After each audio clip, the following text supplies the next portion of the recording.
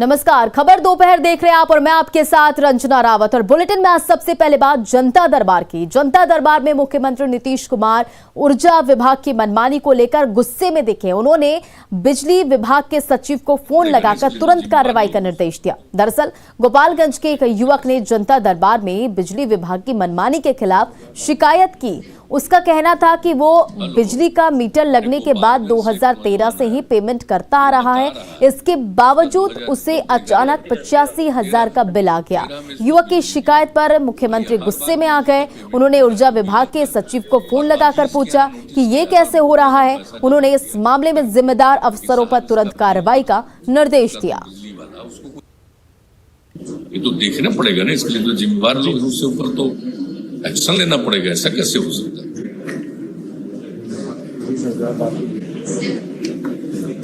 Hello, अरे गोपालगंज से एक नौजवान आया, ये बता रहा है इसका 2000 कब 13 में इसको बिजली मिला। ये हर बार बिजली का पेमेंट कर रहा है जो बिल आता है, और अभी इसके यहाँ नोटिस किया है और बहुत ज्यादा पैसा जमा किया करके कि साहब इसका बिल जो था उसका तो बिजली वाला उसको कोई देखा नहीं। तो भाई तो देखा नहीं तो बिल का पहले कैसे जाता था? आई पेमेंट करता रहा और फिर अभी कर रहा है, तो ये तो तुरंत देखिए। ये तो निश्चित रूप से तो फॉल्ट किया है ना। जब बिजली का कनेक्शन दिया तो क्यों नहीं बिजली का बिल दे रहा था, आई सबमिट कर रहा था, फिर अभी क्यों बोला? हाँ तो देखिएगा ना ये कैसे हुआ अब तक। इसके लिए जो रिस्पॉन्सिबल है, हाँ, you have to take action against them. इसको छोड़ना नहीं है किसी को। ये कैसे कर रहा है भाई? इतने दिन से हो रहा है, इसको तत्काल देखिए। और कल मुख्यमंत्री नीतीश कुमार शराबबंदी की समीक्षा करेंगे और अहम निर्देश भी देंगे। और इस समीक्षा बैठक में पहले डिप्टी सीएम तारकिशोर प्रसाद और पथ निर्माण मंत्री नितिन नवीन ने कहा कि सीएम जो भी फैसला लेते हैं उसे मजबूती से लागू भी करते हैं। इन लोगों ने कहा कि जो खामियां हैं उसे भी दूर करने की कोशिश होगी। 2016 से लगातार शराबबंदी के लिए कानून बना और उसके लिए सभी कार्रवाई की जा रही है और उसके अच्छे परिणाम भी आए। आज जो हमारी समाज के कमजोर वर्ग की महिलाएं हैं, आज वो अच्छा महसूस कर रही हैं। परिवार में जो हमारे खास करके श्रमिक क्षेत्र के जो हमारे लोग हैं, उनके घर में आज उनके मेहनत और पसीने की कमाई उनके घर के लिए खर्च हो रहा है। और ठीक है, जो कानून बनते हैं तो उसमें कानून तोड़ने वाले भी रहते हैं, तो उसको और सख्ती से हम लोग कैसे लागू करें, इसके लिए माननीय मुख्यमंत्री जी ने कल एक समीक्षा बैठक रखी है। मुख्यमंत्री जी अपने निर्णयों पे हमेशा आप कह सकते हैं समीक्षा भी करते हैं और उसमें क्या सुधार हर साल या 1 साल 6 महीने पे क्या सुधार होने चाहिए और क्या कमियां लगी उसकी पूरा आकलन करते हैं। मुझे लगता है कल मंत्री समूह के साथ बैठकर उस पूरे विषय की समीक्षा होनी है।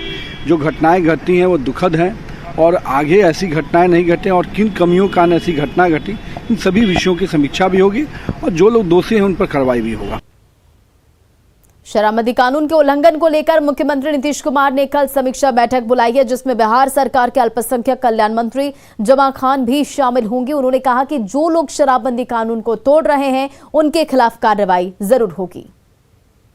जो बीच में आपने देखा होगा एक दो जगह हो गया था हादसा, उसको कल मीटिंग है। मीटिंग का मतलब ये, अब तो उसमें आदेश करेंगे, क्या आदेश करेंगे वो, लेकिन इस पर कड़ाई करने के लिए और सबको जागने के लिए हम लोग, जैसे हम लोग भी मंत्री हैं, एमएलए हों, एमपी हों, जो भी हों, सबको बताने के लिए आप सब लोग लगो।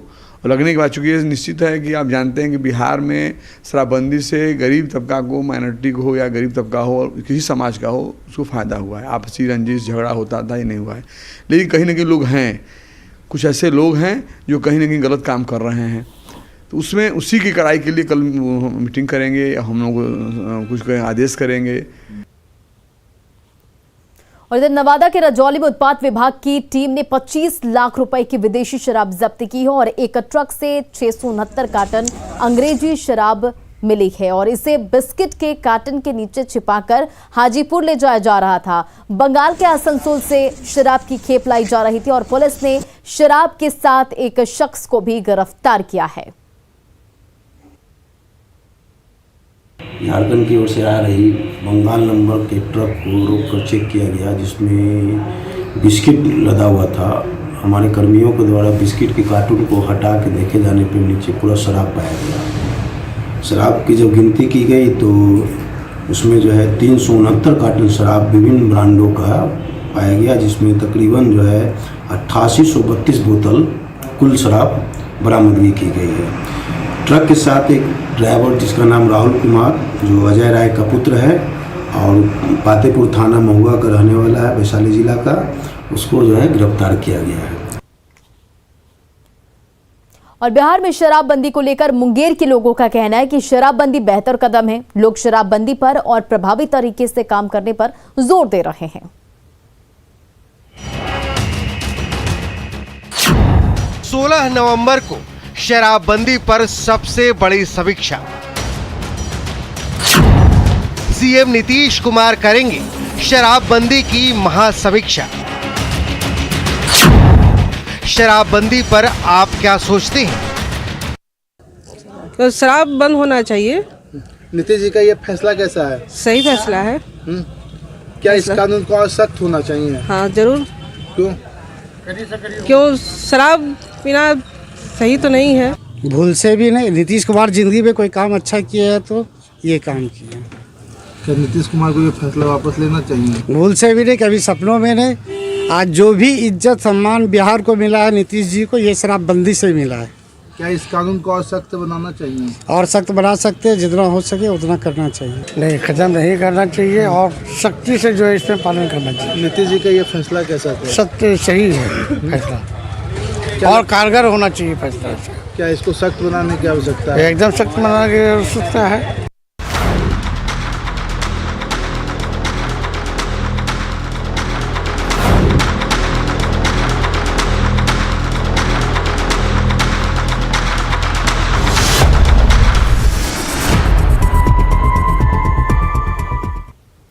और अब बात पंचायत चुनाव की। बिहार में आज पंचायत चुनाव के 7वें चरण का मतदान हो रहा है। 903 पंचायतों में शाम 5 बजे तक वोटिंग होगी और 37 जिलों के 63 प्रखंडों में वोटिंग के लिए 12,786 मतदान केंद्र बनाए गए हैं।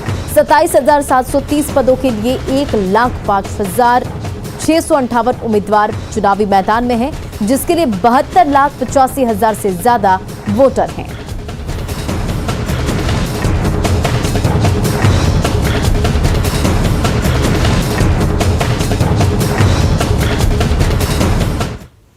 उधर मुजफ्फरपुर के कांटी प्रखंड में बरियारपुर और सिसरिया गांव में शराब से आधा दर्जन लोगों की मौत हुई है और वहां कड़ी सुरक्षा के बीच आज वोटिंग चल रही है। और इस गांव में वोटिंग का क्या हाल है बता रहे हैं हमारे सहयोगी प्रियांक सौरभ। बिहार में पंचायत चुनाव चल रहा है। 7वें चरण का मतदान आज जारी है। मुजफ्फरपुर के कांटी और मीनापुर प्रखंड में भी आज वोटिंग चल रही है।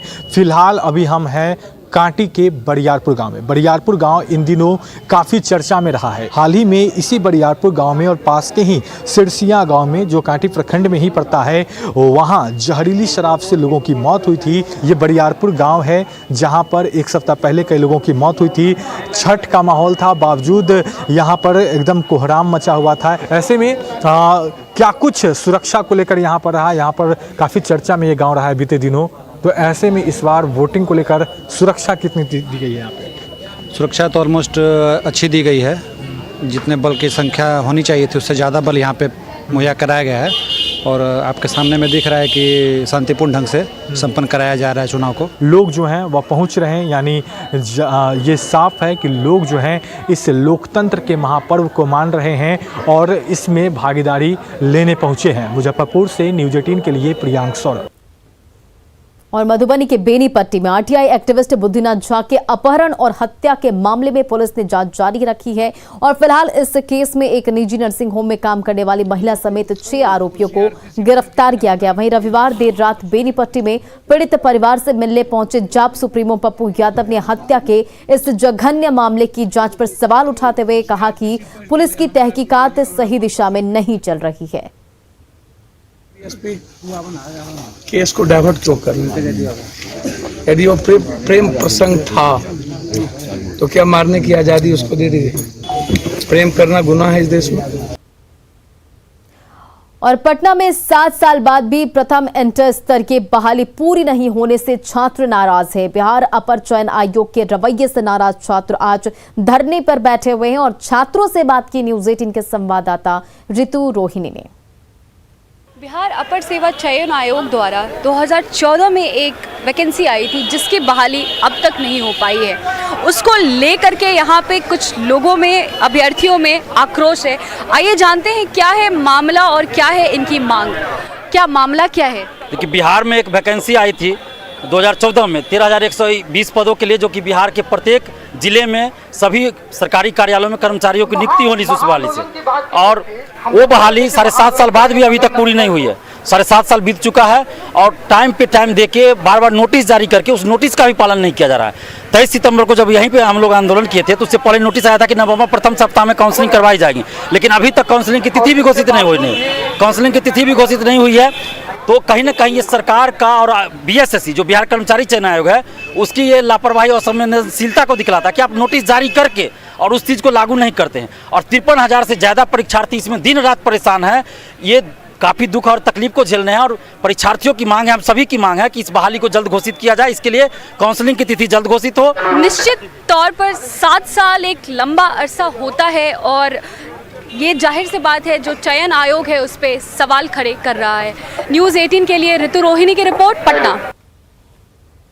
स्वास्थ्य सेवाएं आम लोगों के लिए संजीवनी होती है, लेकिन इसी संजीवनी के नाम पर आंखों में धूल झोंककर करोड़ों की राशि का बंडलबांट किया जाता है। और मामला राज्य भर में CHC और PHC के निर्माण को लेकर है, जहां नियमों को ताक पर रखकर करोड़ों रुपए की सरकारी राशि सेविंग अकाउंट में मंगाई गई और उसके ब्याज के नाम पर करोड़ों रुपए डकार लिए गए, जबकि ब्याज के ये पैसे सरकार को वापस करने थे। फिलहाल मामला हाईकोर्ट में है। देखिए रांची से न्यूज़ 18 की खास रिपोर्ट।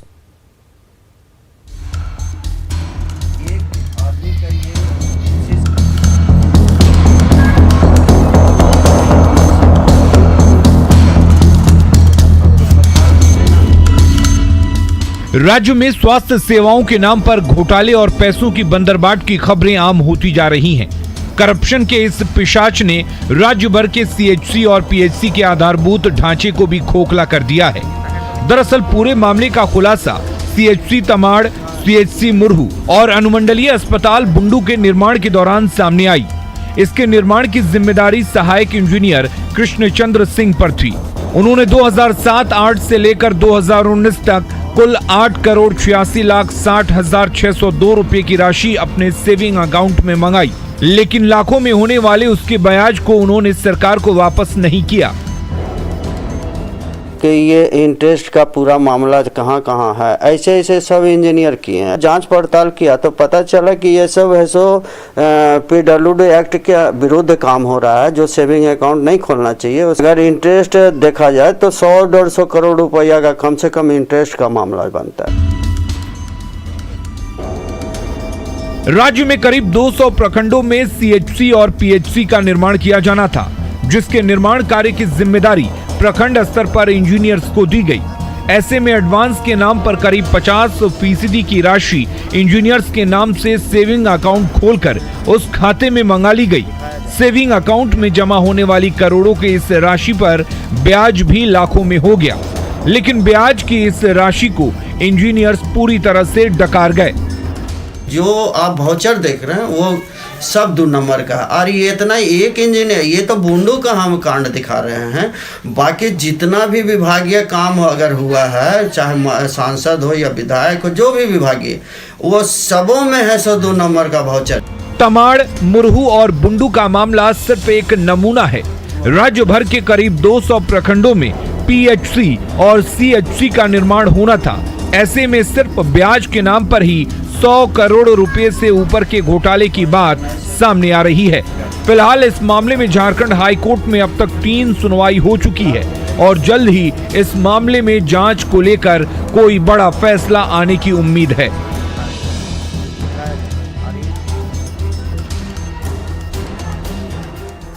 कारण है कि जैसे ही एडवांस लोगों को दिया गया इंजीनियर्स को, उन्होंने अपने सेविंग अकाउंट में रख लिया, और वो अपने सेविंग अकाउंट में रखेंगे तो करोड़ों का जो है लाखों में उनको इंटरेस्ट मिलेगा।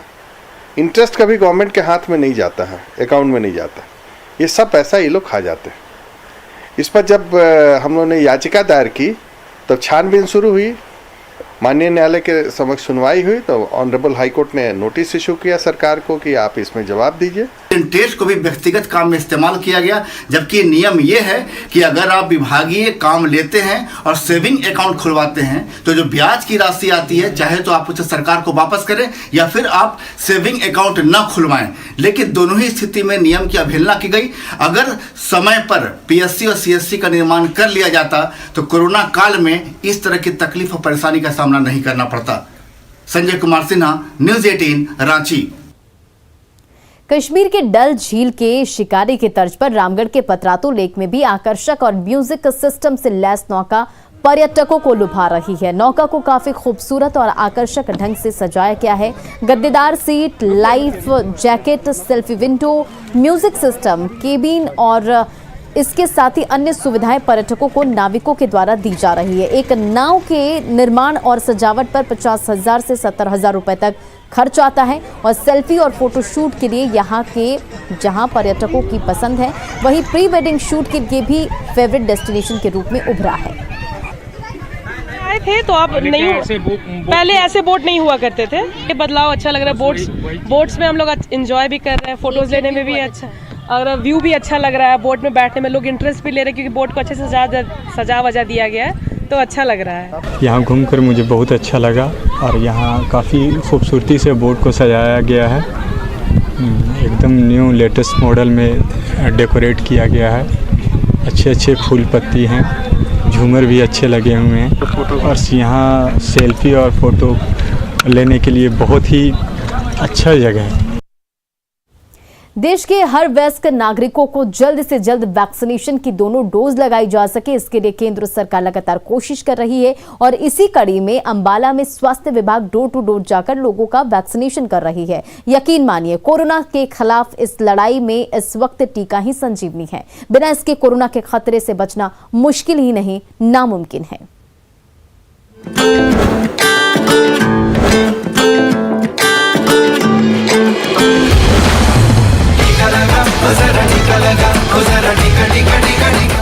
अंबाला में वैक्सीनेशन में तेजी लाने के लिए हर घर दस्तक अभियान चलाया जा रहा है। इस अभियान के तहत स्वास्थ्य विभाग की टीम अंबाला में घर घर जाकर लोगों का टीकाकरण कर रही है। टीम की कोशिश है कि डोर टू डोर वैक्सीनेशन कार्यक्रम की मदद से पहली और दूसरी डोज के अंतर को पाटा जा सके। एक तरफ जहां शहरी इलाकों में जहां स्वास्थ्य विभाग की टीम घर घर जाकर लोगों का वैक्सीनेशन कर रही है, तो वहीं ग्रामीण इलाकों में इस अभियान का दारोमदार आशा और आंगनबाड़ी वर्करों के कंधे पर है, जो अपनी जिम्मेदारी पूरी शिद्दत से निभा रही है। हाउस टू हाउस एक्टिविटी की जाएगी। हाउस टू हाउस जाके लोगों से पूछा जाएगा कि आपको वैक्सीन लग गई है। जिसे वैक्सीन की एक डोज भी नहीं लगी होगी उसको डोज लगा दी जाएगी और जिसकी सेकंड डोज ड्यू होगी उनको उनके घर पर ही हम सेकंड डोज लगा देंगे। दरअसल स्वास्थ्य विभाग की नजर उन लोगों पर है जो वैक्सीन की पहली डोज लेने के बाद दूसरी डोज के लिए सामने नहीं आ रहे हैं। स्वास्थ्य विभाग की कोशिश है कि ऐसे लोगों से संपर्क करके जल्द से जल्द उन्हें वैक्सीन की दोनों डोज दे दी जाए। हालांकि पीएम मोदी के घर घर दस्तक का मंत्र देने के बाद वैक्सीन की गति बाकी शहरों की तरह यहाँ भी तेज हुई है, लेकिन पहली डोज और दूसरी डोज लेने वालों के अंतर को पाटने में अभी कुछ और वक्त लग सकता है। हर घर दस्तक के माध्यम से सभी हेल्थ कर्मियों घर घर जाके वैक्सीनेशन अभियान चला रहा है। उसमें स्वैच्छिक संस्थाएं भी जुड़ रही है, पॉलिटिकल पार्टियां भी जुड़ रही है और वैक्सीनेशन अभियान तेज गति से आगे चल रहा है। निश्चित तौर पर देश में दुनिया का सबसे बड़ा टीकाकरण अभियान चलाया जा रहा है। उस पर 2 भारतीय टीकों को मौजूदगी और दुनिया के 96 देशों से वैक्सीन को मिली मान्यता ये बताती है कि हम कोरोना के खिलाफ जंग में जीत के बेहद करीब हैं। उम्मीद है भारतीय होने का गर्व कोरोना के खिलाफ 100% वैक्सीनेशन से और भी बढ़ेगा। Bureau report, news 18 network.